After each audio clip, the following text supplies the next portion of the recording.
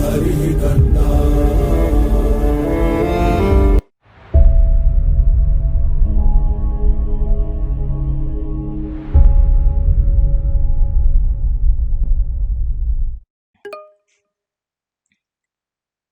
So let's understand the minute difference between the discrete and continuous.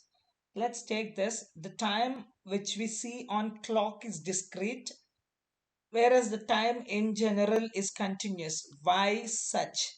Why so? Because we are constrained when measuring time using a clock, but in general it can take on any value, because you have hours, minutes, then you have seconds, then you have milliseconds. So it can take literally any value, but when it comes to our clock, we are constrained with measuring time, the least amount that we can measure using 1 minute. So 1 minute, so below that you can't make it fractions. So that's how the time that we see on a clock is discrete, whereas the time in general is continuous. Same happens with the weight, height, area, distance. As if we are constrained when measuring weight, height, area, distance, and time by our technology, but in general they can take on any value. So let's do second activity on uh, uh, discrete variables. Now let's figure out discrete variables from our real world data sets. So let's get into the action now. So let me use the players one, same data that we have used before, the two discrete data. So players, you see that second name, a first name, these are absolutely not numeric. So we will be removing this. Whatever numeric that we have here, that I'll filter it.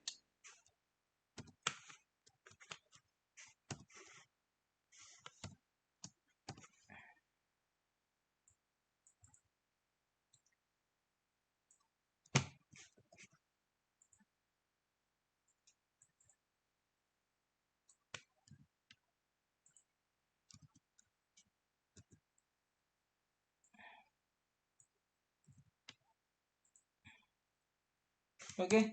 So these are the only two numeric uh, data that is available in our data frame.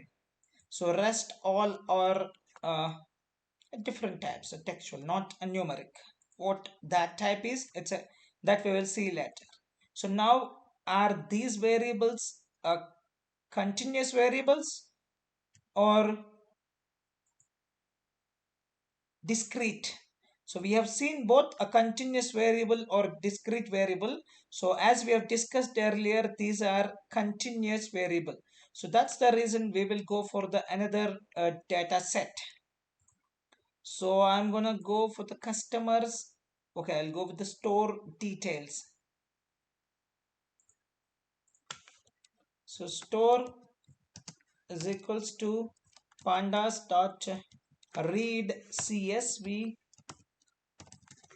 store details and execute. So the tabular data has been read as data frame. So now I'm gonna call the data. I'm gonna write, yeah. So this is what is our data. So it has a 5 columns, and you can see store. This is a first variable. Of course, all are numeric variables. All are numeric variables. So now you just tell me what is continuous variable and what is discrete variable. What is continuous data and what is discrete data. So as you go, so as we sales per square foot, and then size of store in square feet, and we have advertising dollars and the number of products offered in store and stores. So as you look into the data, you can clearly say, let me say stores dot columns. Okay, out of that, this is sales per square foot. So you can have, obviously it is in a dollar. If, as this is a general calculation, this is not you are paying through banknotes or coins. This is obviously continuous variable. So I'm going to show you that. Stores, let me take this directly.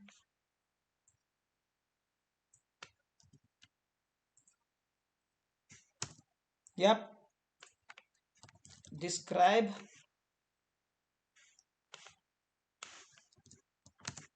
and here is that. So count mean and the standard deviation is there.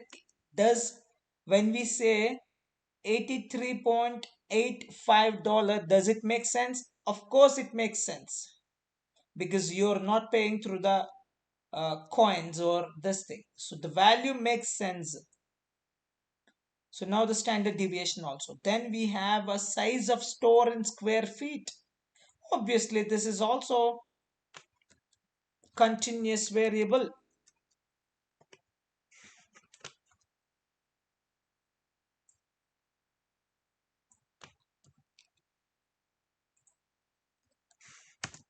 See that? Obviously you can have any value as a square feet. There is no issue at all. So describe,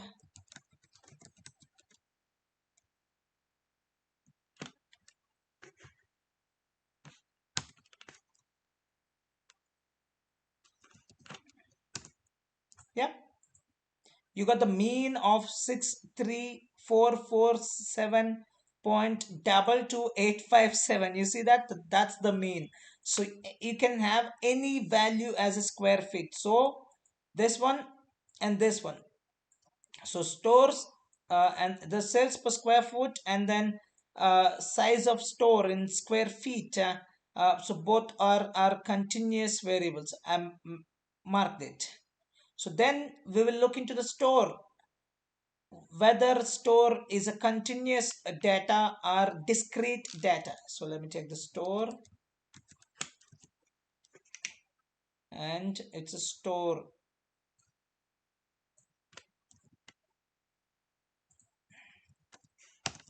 Yeah, it's clearly, see this int 64, it's no more a continuous variable, because when I say describe,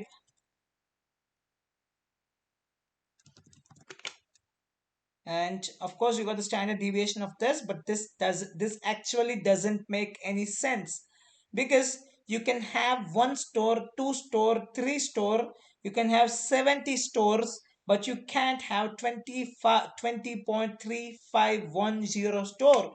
Does it make any sense? So that's the reason it's a discrete value, it's a rounded off value. So you can't have, so minimum stores that they have is 1, and the maximum stores are 70. So you can have a rounded off value in between 1 to 70, and not any value. Okay, so that's what is our discrete variable. So discrete variable will be having a discrete value, not any random value in between that interval of min and max. Okay, so but this is actually a data type is int. So let me remove this, and here you see this is int 64, int 64. So now, instead of using mean, you have to use some other thing.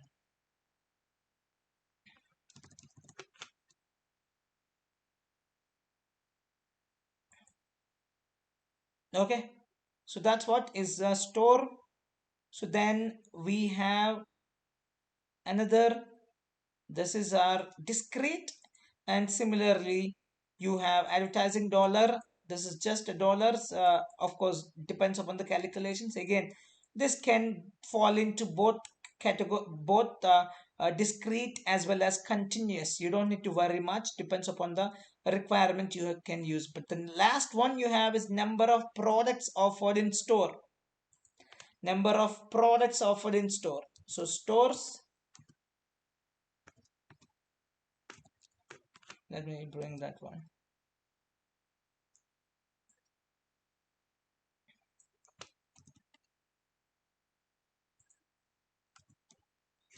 So this is what is our number of products offered in store. This is our series.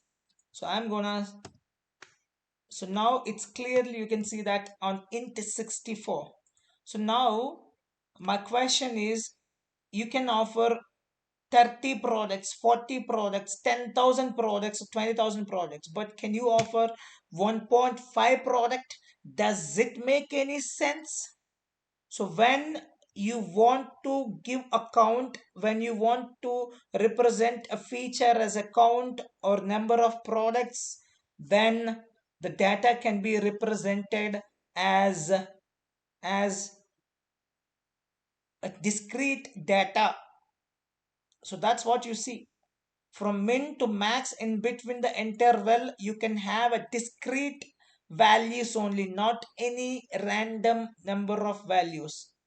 So here the length is 70, and then you got the min and you got the max, and you got the discrete values in between, not a random continuous variables.